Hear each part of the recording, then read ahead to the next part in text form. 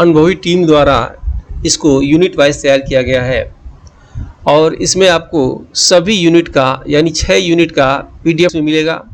दूसरा 100 plus 100 plus वर्तमान में मॉडल पेपर टेस्ट है उसमें जो सभी यूनिट के प्रश्न हैं। 50 प्लस ग्रुपिंग वाइज टेस्ट आज तक हो चुका है और आगे एग्जाम तक होता रहेगा। प्लस उसके बाद 26 यूनिट वाइज टेस्ट है जो सिर्फ यूनिट से बता के लिया जाता है। 58 जो है PDF 5 टेस्ट है जो पड़ा हुआ है, आप देख सकते हैं। और 2014 से 2021 तक सालभर पेपर है। इस टेस्ट की वैलिडिटी एग्जाम तक है। इसका रेट वर्तमान में 1999 था, लेकिन ये अभी 999 में दिया जा रहा है। इसके लिए आपको जो नीचे स्क्रॉल बार में बाएं साइड में नंबर दिखाई दे रहा है उस पर आप हेलो लिख के भेजेंगे, वो व्हाट्सएप नंबर है। फिर आपको एक लिंक जाएगी, उस लिंक के थ्रू आपको जो है सॉफ्टवेयर इंस्टॉल करके फ्री में पड़े वीडियो टेस्ट और जो है PDF को देख सकते हैं। अच्छा लगे तो परचेज कर सकते हैं। टेलीग्राम ग्रुप में भी आप जुड़ सकते हैं। टेलीग्राम ग्रुप का डिस्क्रिप्शन बॉक्स में लिंक दिया गया है। आइए देखते हैं आज का question. Hello guys, welcome to Aditya classes exam Guru channel. Question number 1 है 2022 में पंडित बिरजू महाराज का निधन हो गया। इनका संबंध किस घराने से है? ऑप्शन है लखनऊ घराना, दूसरा ऑप्शन है पहला बनारस घराना, दूसरा लखनऊ घराना, तीसरा बरेली घराना और चौथा अलीगढ़ घराना। आंसर होगा लखनऊ घराना। इनके विषय में आपके एग्जाम में एक और प्रश्न आ सकता है कि अभी हाल में निधन हुआ पंडित बिरजू महाराज का संबंध किस शास्त्रीय नृत्य से है? तो आंसर होगा कथक। याद रखिएगा, इनका पूरा नाम पंडित ब्रिज मोहन नाथ मिश्र था और 1986 में पद्म विभूषण पुरस्कार दिया गया। उसके साथ ही इनको कई पुरस्कार दिए गए। नेक्स्ट क्वेश्चन, भारतीय खिलाड़ी निकहत जरीन का संबंध किस खेल से है? ऑप्शन है क्रिकेट, दूसरा धावक, तीसरा बॉक्सिंग, चौथा हॉकी। तो आंसर होगा बॉक्सिंग। याद रखिएगा, अभी हाल में तुर्की के इस्तांबुल में जो है विश्व महिला बॉक्सिंग चैंपियनशिप हुआ, जिसमें 52 केजी में जो है निकहत जरीन ने स्वर्ण पदक जीता। यह तेलंगाना राज्य की हैं। चौथा ऑप्शन हॉकी दे रखा है। आप जानते होंगे हॉकी का संबंध किससे है? तो रानी रामपाल से है। अभी वर्तमान हॉकी क्रिकेट टीम के कैप्टन कौन है? तो रानी रामपाल। दूसरा ऑप्शन धावक दिया है। धावक के विषय में जानते होंगे, हिमा दास के विषय में आपके एग्जाम में पूछ सकता है डिंग एक्सप्रेस किसे कहते हैं? तो डिंग एक्सप्रेस हिमा दास को कहा जाता है। इनका संबंध किस राज्य से है? तो आसाम राज्य से है। क्रिकेट के विषय में दिया है। आप जानते होंगे क्रिकेट में किन किन महिलाओं का नाम आता है। एक तो आ सकता है स्मृति मंथाना का नाम याद रखिएगा, ये cricket of the year T20 इनको दिया गया था। और उसके बाद रेणुका सिंह ठाकुर को नाम याद रखिएगा, इनको emerging cricketer of the year 2022 में दिया गया। झूलन गोस्वामी के विषय में भी आप जानते होंगे, नदिया एक्सप्रेस के नाम से इन्हें जाना जाता है और इन्होंने हाल में ही अंतर्राष्ट्रीय T20 क्रिकेट से संन्यास ले लिया। नेक्स्ट क्वेश्चन, भारत का प्रथम एथेनॉल संयंत्र कहाँ स्थापित किया गया है? ऑप्शन है वाराणसी उत्तर प्रदेश, दूसरा पूर्णिया बिहार, तीसरा ऑप्शन कटक उड़ीसा और चौथा कुशीनगर उत्तर प्रदेश। आंसर होगा पूर्णिया बिहार में। याद रखिए, आप जानते होंगे शराब किस राज्य में बंद है? तो बिहार राज्य में बंद है। तो जो वो निकलता है उससे क्या बनता है? इसमें एथेनॉल जो है उससे काम किया जा रहा है। तो एथेनॉल संयंत्र केंद्र कहाँ हो जाएगा? पूर्णिया, याद रखिएगा, बिहार में। पहला ऑप्शन दिखा होगा वाराणसी उत्तर प्रदेश। आप जानते होंगे वाराणसी उत्तर प्रदेश के विषय में आपके एग्जाम में प्रश्न क्या आ सकता है? अभी उत्तर प्रदेश सरकार ने जो है अंतर्राष्ट्रीय क्रिकेट स्टेडियम के लिए कहाँ पे बजट पास किया है? याद रखिएगा, अंतर्राष्ट्रीय क्रिकेट स्टेडियम वाराणसी में बनाया जा रहा है। आपके एग्जाम में प्रश्न आ सकता है कछुआ वन जीव विहार कहाँ है? तो वाराणसी में है। काल भैरव मंदिर वाराणसी में है और हेरिटेज आर्क में शामिल किया गया है वाराणसी को भी। याद रखिएगा, वाराणसी शहर एक ऐसा है जो गंगा के बाएं स्थित है, गंगा नदी के बाएं स्थित है। बाकी सभी शहर गंगा नदी के दाएं स्थित हैं। आपके एग्जाम में पूछा जा सकता है कि सब्जी अनुसंधान केंद्र कहाँ है? याद रखिएगा, सब्जी सबसे अधिक पश्चिम बंगाल में होता है। अब रिकॉर्ड टूट गया, सबसे अधिक सब्जी उत्तर प्रदेश में होता है। और सब्जी अनुसंधान केंद्र कहाँ है? वाराणसी में है। विश्व का सबसे बड़ा नदी क्रूज कहाँ है? जो है याद रखिएगा वाराणसी में है। और भारत का प्रथम नदी बंदरगाह 80 घाट वाराणसी में है। दक्षिण एशिया का चावल अनुसंधान केंद्र कहाँ है? तो वाराणसी में है। और लकड़ी के खिलौने के लिए प्रसिद्ध उत्तर प्रदेश का शहर कहाँ है? वाराणसी में है।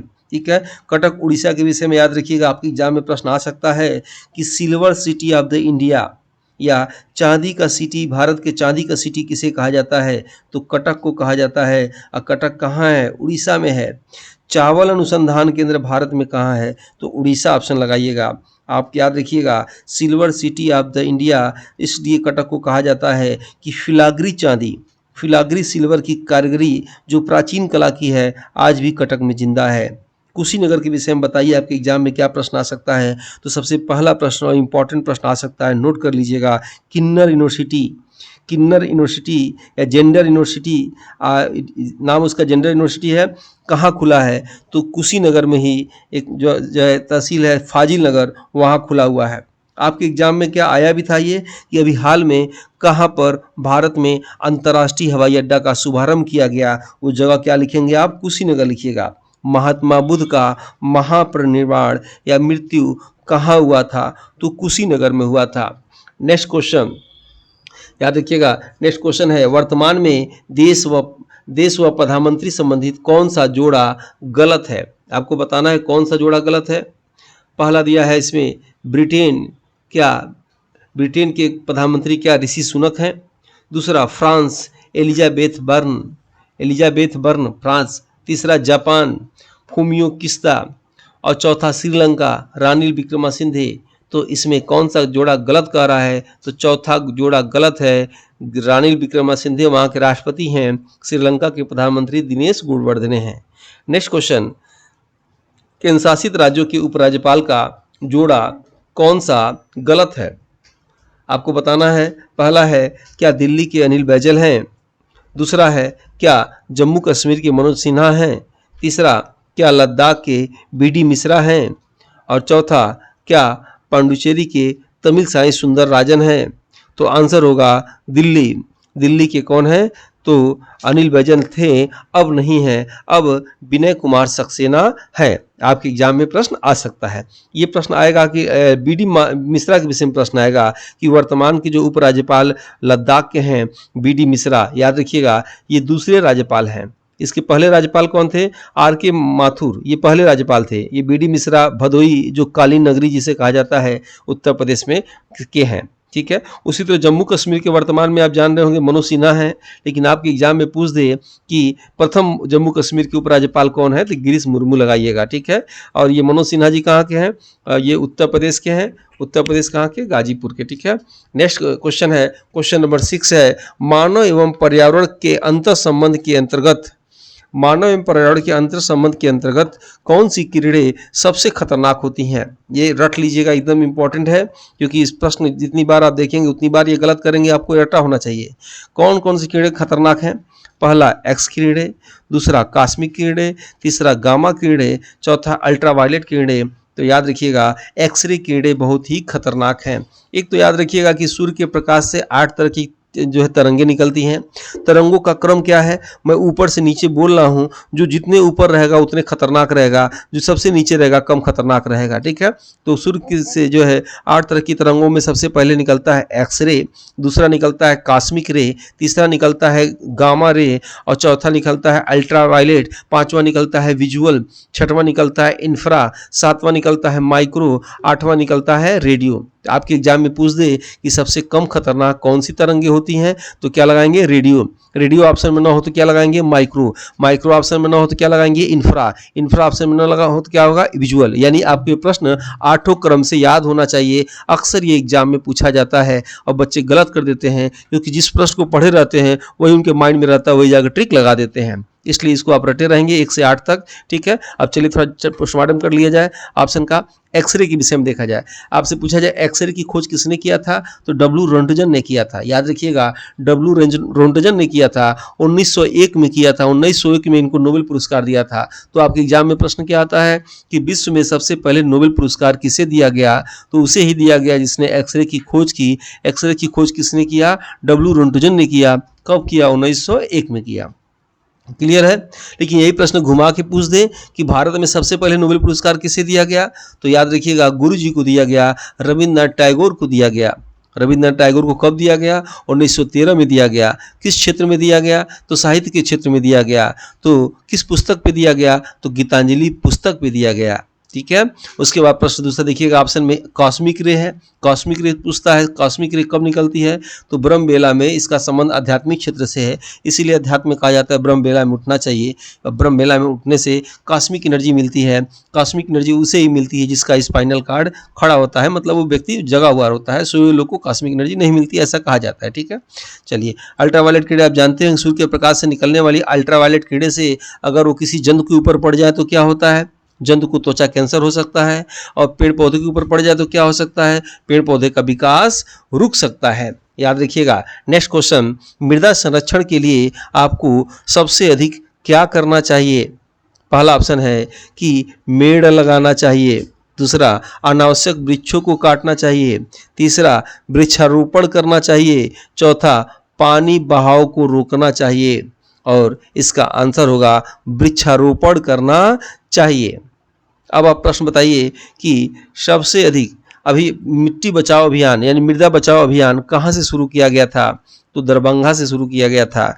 याद रखिएगा। वर्तमान 2022-23 में इसके मूल संरक्षक कौन हैं?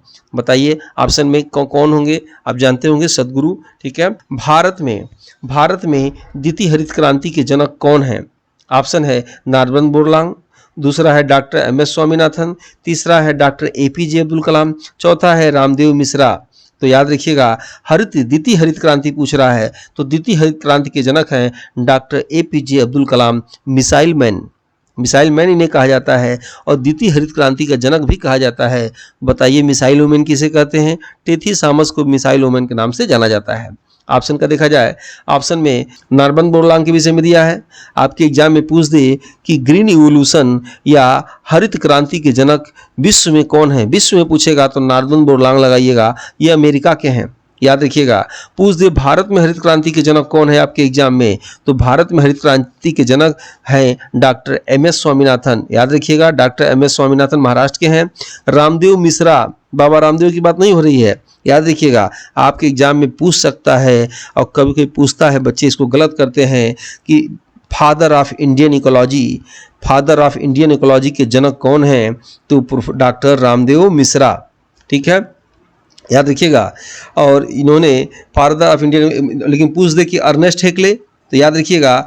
तो ऐसे देखिएगा, फादर जैसे अर्नेस्ट हेक्ले भी है, फादर हैं, ये वर्ड में है, ऐसे समझ लीजिएगा। फादर ऑफ इंडियन इकोलॉजी ये डॉक्टर रामदेव मिश्रा और इकोलॉजी के कौन है? अर्नेस्ट हेक्ले हैं। ठीक है।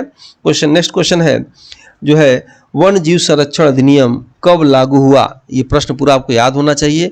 वन जीव संरक्षण अधिनियम, ऑप्शन है 1972, 1980, और तीसरा ऑप्शन है 1986 और चौथा है 2002। तो याद रखिएगा, आंसर होगा 1972। 1972 में वन जीव संरक्षण, तो 1980 में क्या? वन संरक्षण अधिनियम। तो 1986 में क्या? पर्यावरण संरक्षण अधिनियम। तो 2002 में क्या? जैव विविधता संरक्षण अधिनियम। नेक्स्ट क्वेश्चन, वायुमंडल में मानव के किस प्रक्रिया द्वारा ओजोन छिद्र के बढ़ने की सबसे अधिक संभावना होती है?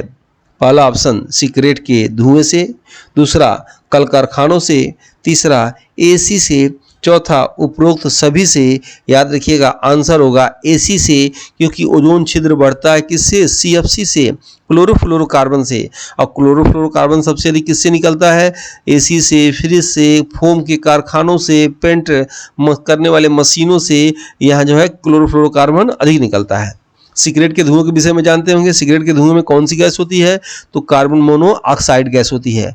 तो याद रखिएगा, यही कार्बन मोनोऑक्साइड गैस क्या करती है? हीमोग्लोबिन में, जो हीमोग्लोबिन की गति होती है शरीर में, तो नाक द्वारा फेफड़े में जाता है, फेफड़े से हीमोग्लोबिन मिल जाता है और हीमोग्लोबिन की स्पीड को स्लो कर देता है, जिससे व्यक्ति धीरे धीरे दम घुटने लगता है। इसीलिए CO को, कार्बन मोनोऑक्साइड गैस को दम घोटू गैस के नाम से जाना जाता है। अकेले 50% प्रदूषण फैलाने वाला वायुमंडल में कार्बन मोनोऑक्साइड गैस है। और सर्वाधिक प्रदूषण उत्पन्न करने वाली गैस पूछे तो क्या लगाएंगे? सिगरेट, ये निकलने वाला CO। आपके एग्जाम में प्रश्न पूछ दे कि बताइए, वायु प्रदूषक सूचक पौधा किसे कहा जाता है? वायु प्रदूषक सूचक पौधा किसे कहा जाता है, वो आपको बताना कमेंट में। और वायु प्रदूषक सूचक जो पौधा है वह सजीवी पौधा है। तो दो जंतुओं से कौन कौन से मिलकर वह सजीवी पौधा बनाता है? कारखाना में से कौन सा गैस निकलता है? दूसरा ऑप्शन जो दे रखा है, कारखाना से सल्फर डाइऑक्साइड गैस निकलता है। याद रखिएगा, सल्फर डाइऑक्साइड गैस ही अम्ल वर्षा के लिए जिम्मेदार होता है। वर्तमान में मथुरा तेल रिफाइनरी से सल्फर डाइऑक्साइड अधिक निकल रहा है, जिस कारण से विश्व का 7वां आश्चर्य ताजमहल का रंग पीला हो रहा है। याद रखिएगा, अम्ल वर्षा के लिए जिम्मेदार है। सल्फर डाइऑक्साइड को क्रैकिंग गैस के नाम से जाना जाता है। यह पीली लौ के साथ जलता है और सल्फर डाइऑक्साइड की मात्रा जहाँ होती है वहाँ क्या होता है कि गूदेदार फल अधिक होता है। नेक्स्ट क्वेश्चन है, विद्यार्थी द्वारा जो है निम्न में से किसे सौर मंडल का भाग नहीं कहा जा सकता? विद्यार्थी किसे नहीं कहा जा सकता? ऑप्शन है डिमोस को, दूसरा है ग्रेनिमेड को, तीसरा है डायनामाइट को और चौथा है टाइटन को। तो याद रखिएगा जो है सौर मंडल का भाग डायनामाइट नहीं है। तो डायनामाइट क्या है? डायनामाइट जो एक तरह का बम है, जिसकी खोज किसने किया था? अल्फ्रेड नोबेल ने किया था। याद रखिएगा, अल्फ्रेड नोबेल ने किया था 1867 में किया था। ये स्वीडन देश के हैं। कौन? Alfred Nobel. इनको याद रखिएगा क्योंकि ये रसायन शास्त्री हैं, एक इंजीनियर भी थे, उद्योगपति भी थे। वर्तमान में आप जो नोबेल पुरस्कार देख रहे हैं इन्हीं का देन है। मरने से पहले इन्होंने एक वजीफा लिखा कि जो भी मेरे प्रॉपर्टी, फैक्ट्रीज, जहाँ से भी प्रॉफिट हो रहा होगा उसका हिस्सा विश्व में इतने क्षेत्रों में पुरस्कार के रूप में दिया जाएगा, जिसे नोबेल पुरस्कार के नाम से जाना जाता है। एक ऑप्शन पहला आप देख रहे होंगे डिमोस। डिमोस क्या है? डिमोस मंगल का उपग्रह है, यानी मार्स का उपग्रह है। याद रखिएगा, गैनीमेड क्या है? गैनीमेड जो है जुपिटर, बृहस्पति का उपग्रह है, सबसे बड़ा उपग्रह है। और टाइटन किसका है? टाइटन जो है उपग्रह जो है शनि का है। नेक्स्ट क्वेश्चन, अंतर्राष्ट्रीय सौर संगठन, याद रखिएगा इंपॉर्टेंट प्रश्न है, अंतर्राष्ट्रीय सौर संगठन का निर्माण कब हुआ? ऑप्शन है 31 अक्टूबर 2019, 30 नवंबर 2015, 26 जनवरी 2020 और 2 जून 2014।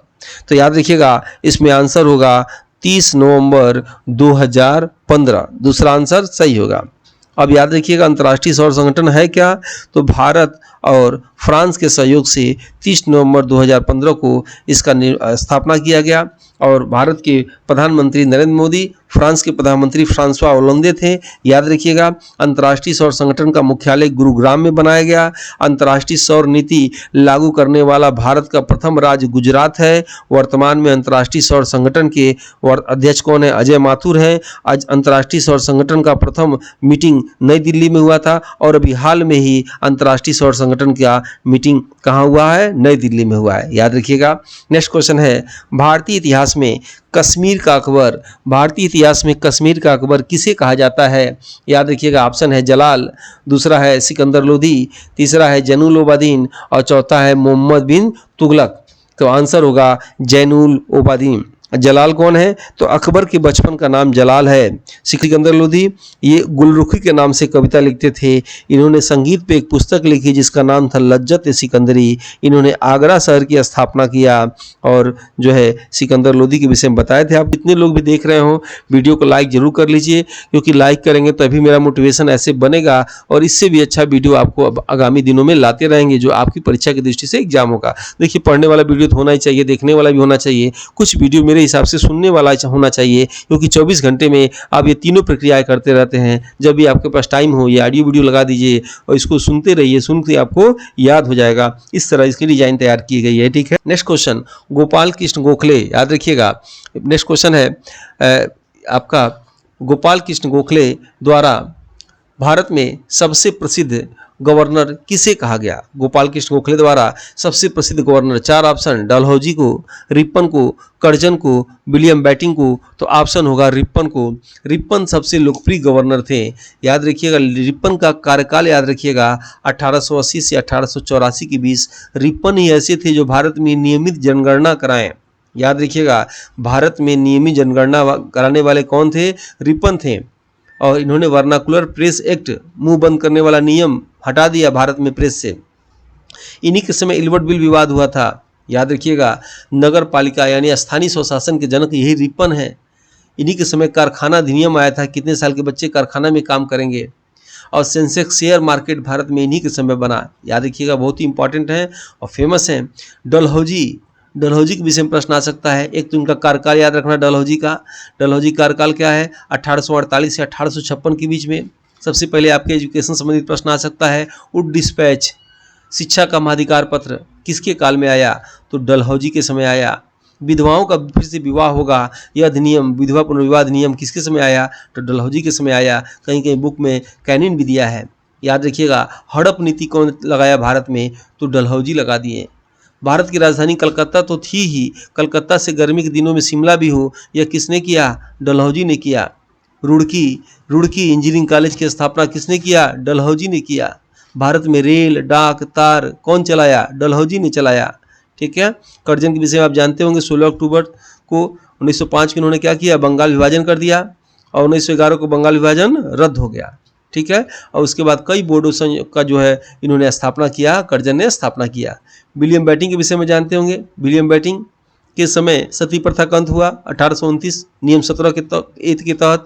किसकी सहायता से? तो विलियम बेटिंग के समय राजा राम मोहन की सहायता से सती प्रथा का अंत हुआ।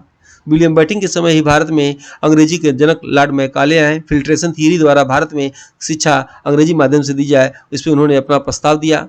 और ठगी प्रथा का अंत किया गया स्लीमैन की सहायता से विलियम बेटिंग के समय ही। आप जानते होंगे विलियम बेटिंग के समय ही जो है ईस्ट इंडिया कंपनी ने क्या किया? पूर्ण रूप से व्यापार को ईस्ट इंडिया कंपनी द्वारा व्यापार बंद कर दिया गया। ठीक है। ये सब आपकी एग्जाम में प्रश्न आए हैं, मैं बोल दिया हूँ। ये प्रश्न आ सकता है कि भारत का प्रथम गवर्नर जनरल, याद रखिएगा, भारत के प्रथम गवर्नर जनरल विलियम बेटिंग हैं। अनुभवी टीम द्वारा इसको यूनिट वाइज तैयार किया गया है और इसमें आपको सभी यूनिट का यानी 6 यूनिट का PDF नोट्स हिंदी और इंग्लिश में मिलेगा। दूसरा 100+100+ वर्तमान में मॉडल पेपर टेस्ट है उसमें, जो सभी यूनिट के प्रश्न हैं। 50+ ग्रुपिंग वाइज टेस्ट आज तक हो चुका है और आगे एग्जाम तक होता रहेगा। प्लस उसके बाद 26 यूनिट वाइज टेस्ट है जो सिर्फ यूनिट से बता के लिया जाता है। 58 जो है PDF 5 टेस्ट है जो पड़ा हुआ है, आप देख सकते हैं। और 2014 से 2021 तक सालवर्ड पेपर है। इस टेस्ट की वैलिडिटी एग्जाम तक है। इसका रेट वर्तमान में 1999 था, लेकिन ये अभी 999 में दिया जा रहा है। इसके लिए आपको जो नीचे स्क्रॉल बार में बाएं साइड में नंबर दिखाई दे रहा है उस पर आप हेलो लिख के भेजेंगे, वो व्हाट्सअप नंबर है। फिर आपको एक लिंक जाएगी, उस लिंक के थ्रू आपको जो है सॉफ्टवेयर इंस्टॉल करके फ्री में पढ़े वीडियो टेस्ट और जो है PDF को देख सकते हैं। अच्छा लगे तो परचेज कर सकते हैं। टेलीग्राम ग्रुप में भी आप जुड़ सकते हैं। टेलीग्राम ग्रुप का डिस्क्रिप्शन बॉक्स में लिंक दिया गया है। आइए देखते हैं आज का क्वेश्चन। नेक्स्ट क्वेश्चन, भारत के भूगोल के अंतर्गत भारतीय भूगोल के अंतर्गत भारतीय सीमा रेखा के नामकरण में कौन सा जोड़ा आपको बताना है गलत है? पहला ऑप्शन डूरंड रेखा भारत एवं अफगानिस्तान, क्या सही है कि गलत? दूसरा मन्नार की खाड़ी भारत व श्रीलंका। तीसरा पाक जलडमरू भारत व पाकिस्तान। चौथा अंडमान निकोबार 10 डिग्री चैनल। तो आंसर होगा पाक जलडमरू। याद रखिएगा, पाक जलडमरू भारत और श्रीलंका के बीच में है, न कि पाकिस्तान के बीच में। तो भारत और पाकिस्तान के बीच में कौन सा सीमा रेखा है? रेड क्लिफ रेखा है, याद रखिएगा। लेकिन हाँ, भारत और श्रीलंका के बीच में 2 सीमा रेखा है। जो समुद्र का विभाजन होता है वो मन्नार की खाड़ी से होता है। एग्जाम में पूछा हुआ था मन्नार की खाड़ी भारत के किस राज्य के अंतर्गत आता है? तो तमिलनाडु लगाइएगा। और भारत श्रीलंका के बीच में दूसरी सीमा रेखा पाक जलडमरू, जो कन्याकुमारी से श्रीलंका, जब भाटा यानी ज्वार भाटा जब भाटा आता है, समुद्र का पानी कम होता है तो घुटने बराबर पानी हो जाता है पाक जलडमरू क्षेत्र में। ठीक है। और आप ये जानते ही होंगे कि अंडमान निकोबार में जो है 10 डिग्री ये चैनल है। ठीक है, बाकी सही है। नेक्स्ट क्वेश्चन है, देखेंगे भारतीय संविधान का कौन सा भाग कल्याणकारी राज्य के आदर्श की घोषणा करता है? पहला प्रस्तावना, दूसरा मूल अधिकार, तीसरा निर्वाचन, चौथा राज्य के नीति निर्देशक तत्व। तो आंसर क्या हो जाएगा? राज्य के नीति निर्देशक तत्व। याद रखिएगा, आपके एग्जाम में पूछ दे कि नीति निर्देशक तत्व किस अनुच्छेद के बीच में है, तो अनुच्छेद 36 से 51 के बीच में है, ये आप याद रखिएगा। प्रस्तावना की बात करता है तो आपको बताना है प्रस्तावना में कितने प्रकार के संशोधन की बात की गई है, तो 1 प्रकार के। प्रस्तावना में कितने प्रकार की समता की बात की गई है, तो 2 प्रकार के। प्रस्तावना में कितने प्रकार के न्याय की बात की गई है, तो 3 प्रकार के। प्रस्तावना में कितने प्रकार के स्वतंत्रता की बात की गई है, तो 5 प्रकार की। क्लियर है? है, संशोधन 1 प्रकार, समता 2 प्रकार, न्याय 3 प्रकार, स्वतंत्रता 5 प्रकार। मूल अधिकार पूछ दे आपके एग्जाम में कि मूल अधिकार की संख्या कितनी है, तो 6 लगाइएगा। मूल अधिकार किस अनुच्छेद से किस अनुच्छेद तक है, तो अनुच्छेद 12 से 35 तक के बीच में है। निर्वाचन आयोग पूछेगा तो मुख्य निर्वाचन आयुक्त कितने होते हैं, 1 होते हैं। कौन है, राजीव कुमार। किस क्रम के हैं, 25वें क्रम के हैं। तो मुख्य निर्वाचन आयुक्त के कितने सहायक होते हैं या चुनाव आयुक्त कितने होते हैं, 2 होते हैं। कौन कौन है आप कमेंट बॉक्स में बताइए। बताए थे आपको अनूप चंद पांडे और अरुण गोयल। नेक्स्ट क्वेश्चन है सुप्रीम कोर्ट, देखिएगा नेक्स्ट क्वेश्चन है सुप्रीम कोर्ट के न्यायाधीश किस प्रकार हटाए जा सकते हैं। पहला ऑप्शन दिया है कि लोकसभा के सदस्यों द्वारा, दूसरा दिया है मुख्य न्यायाधीश के सिफारिश पर राष्ट्रपति द्वारा, तीसरा दिया है संसद के सिफारिश पर राष्ट्रपति द्वारा, चौथा दिया है राज्यसभा के सदस्यों द्वारा। और इसका आंसर हो जाएगा संसद के सिफारिश पर राष्ट्रपति द्वारा जो है सुप्रीम कोर्ट के मुख्य न्यायाधीश को हटाया जा सकता है।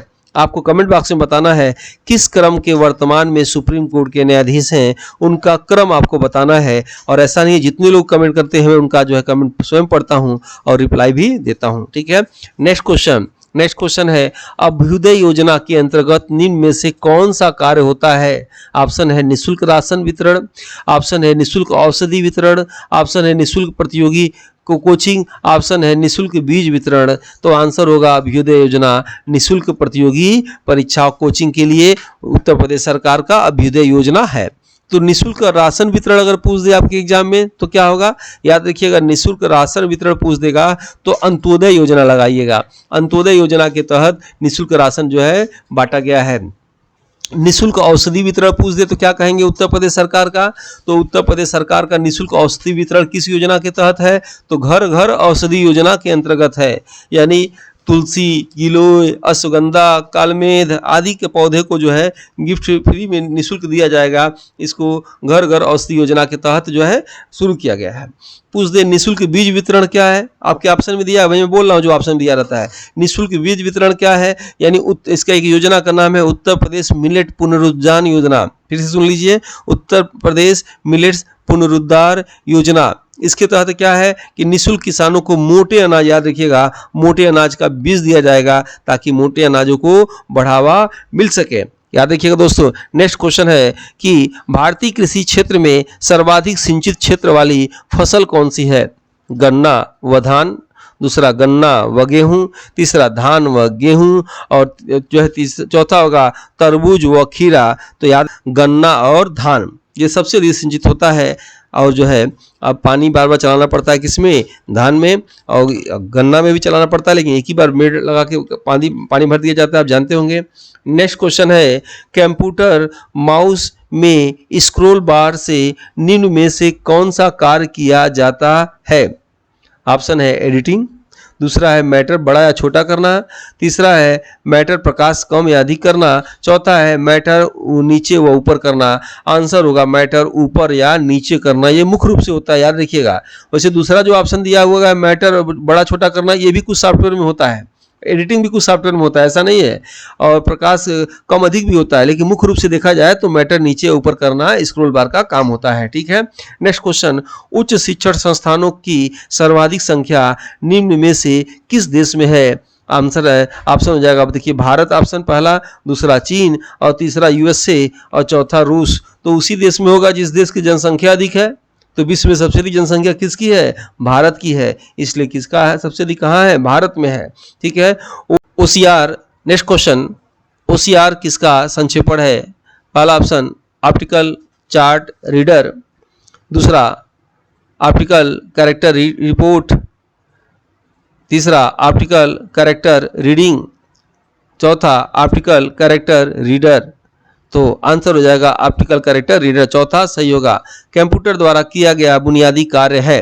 नेक्स्ट क्वेश्चन है कि कंप्यूटर द्वारा किया गया बुनियादी कार्य है अंकित कार्य, तार्किक कार्य, डेटा संग्रहण, उपरोक्त सभी।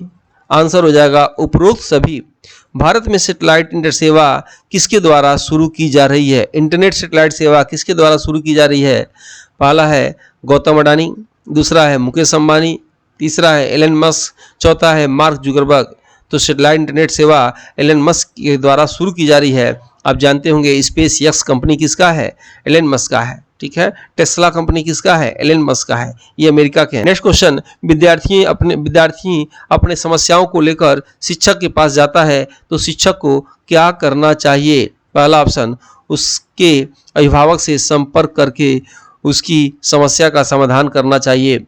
दूसरा ऑप्शन, उसे पास आने से मना करना चाहिए। तीसरा ऑप्शन, प्रधानाचार्य से मिलने के लिए कहना चाहिए। चौथा ऑप्शन, युक्ति संगत सहायता देकर उसके मनोबल को बढ़ाना चाहिए। आंसर हो जाएगा चौथा, कि शिक्षार्थियों को उक्त संगत सहायता देकर उसके मनोबल को बढ़ाना चाहिए, और बाकी नहीं। नेक्स्ट क्वेश्चन, द्वितीय प्रशासनिक सुधार भारत में किस वर्ष आया? द्वितीय प्रशासनिक सुधार भारत में किस वर्ष आया? तो ऑप्शन दिया है 1956, 1986, 2000 और 2005। तो द्वितीय प्रशासनिक सुधार याद रखिएगा 2005 में आया।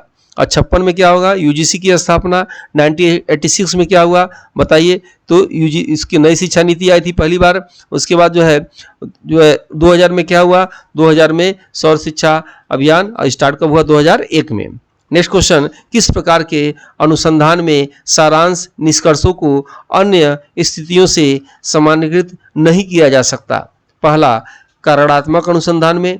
दूसरा, ऐतिहासिक अनुसंधान में। तीसरा, वर्णात्मक अनुसंधान में। चौथा, प्रायोगिक अनुसंधान में। आंसर होगा जो है आपका बी, ऐतिहासिक अनुसंधान में। नेक्स्ट क्वेश्चन, शिक्षण कार्य के अंतर्गत शिक्षक द्वारा अध्यापन के लिए उपयोग की जाने वाली तकनीकी में शामिल नहीं है। पहला ऑप्शन, व्याख्यान। दूसरा, पारंपरिक क्रिया आधारित अध्ययन। तीसरा, सामूहिक कार्य। चौथा, स्वाध्याय। आंसर होगा स्वाध्याय। नेक्स्ट क्वेश्चन, ब्लूम महोदय के अनुसार निम्न में से ज्ञान संबंधित योग्यता का उच्चतम स्तर क्या है? पहला ऑप्शन, मूल्यांकन करना। दूसरा, जानना। तीसरा, समझना। चौथा, विश्लेषण करना। आंसर हो गया इसका मूल्यांकन करना। नेक्स्ट क्वेश्चन, अनुसंधान में सबसे कम समय में निष्कर्ष। अनुसंधान में सबसे कम समय में निष्कर्ष निकाला जाता है या निकलता है। क्या आंसर होगा इसका? सबसे कम समय में कैसे निकलता है? पहला ऑप्शन दिया है क्रियात्मक अनुसंधान। दूसरा दिया है प्रयोगात्मक अनुसंधान। और तीसरा दिया है व्यवहारिक अनुसंधान। चौथा दिया है ये सभी। तो याद रखिएगा इसका आंसर होगा जो है पहला, क्रियात्मक अनुसंधान, एक्शन रिसर्च। ठीक है, वीडियो कैसा लगा आप जरूर कमेंट में बताइएगा, और वीडियो अच्छा लगे तो लाइक जरूर करिएगा, सब्सक्राइब करिएगा और टेलीग्राम चैनल पे जुड़िएगा।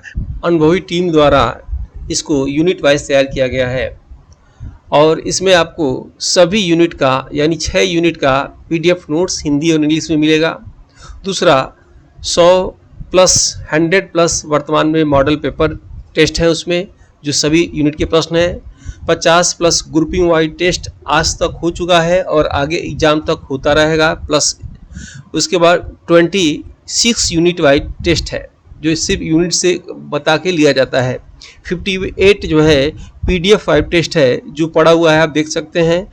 और 2014 से 2021 तक सालवर्ड पेपर है। इस टेस्ट की वैलिडिटी एग्जाम तक है। इसका रेट वर्तमान में 1999 था, लेकिन ये अभी 999 में दिया जा रहा है। इसके लिए आपको जो नीचे स्क्रॉल बार में बाएं साइड में नंबर दिखाई दे रहा है, उस पर आप हेलो लिख के भेजेंगे, वो व्हाट्सअप नंबर है। फिर आपको एक लिंक जाएगी, उस लिंक के थ्रू आपको जो है सॉफ्टवेयर इंस्टॉल करके फ्री में पढ़े वीडियो टेस्ट और जो है PDF को देख सकते हैं। अच्छा लगे तो परचेज कर सकते हैं। टेलीग्राम ग्रुप में भी आप जुड़ सकते हैं। टेलीग्राम ग्रुप का डिस्क्रिप्शन बॉक्स में लिंक दिया गया है।